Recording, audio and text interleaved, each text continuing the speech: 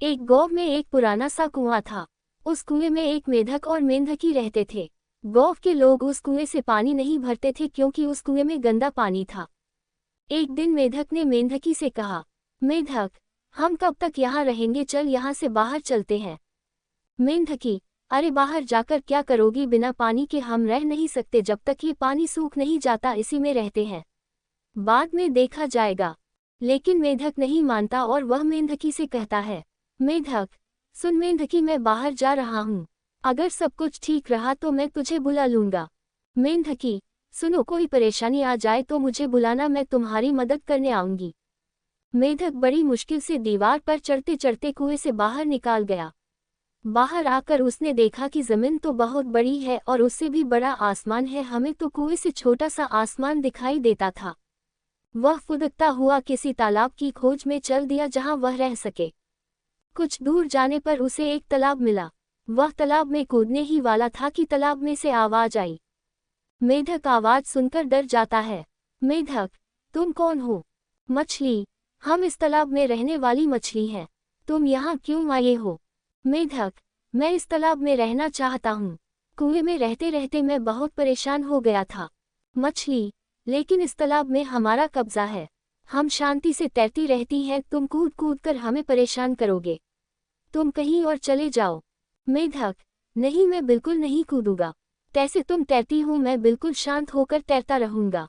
ये सुनकर मछली ने उसे वहां रहने की इजाजत दे दी।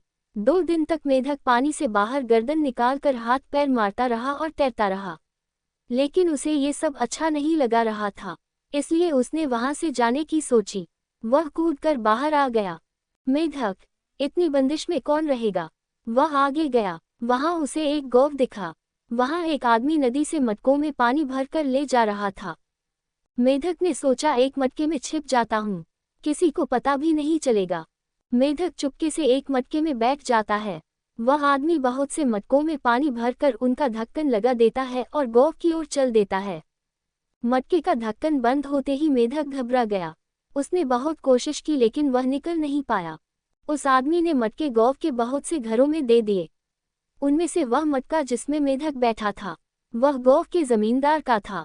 जमींदार ने अपने नौकर से कहा, आज सर्दी बहुत है, मुझे नहाना है, तुम इस मटके का पानी गर्म कर दो। नौकर ने उस मटके को चूल्हे पर चढ़ा दिया। अब पानी गर्म होने लगा।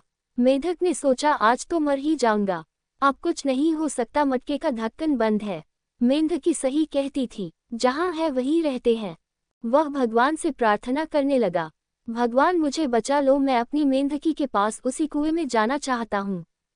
कुछ देर बाद तेज हवा चलने लगी, जिससे चूल्हा बुझ गया। जमींदार ने नौकर से कहा, अरे हवा से चूल्हा बुझ गया, ढक्कन खोलकर देख पानी कितना गर्म हुआ है, नहीं तो चूल्हे को दोबारा जला। नौकर ने जैसे ही ढक्कन खोला, मेढक तेजी से कूदकर मटके से बाहर आ गया। किसी ने उसे भागते नहीं देखा, वह कूदता कूदता कुएं के पास आ गया। मेढक ने फटाफट कुएं में छलांग लगा दी।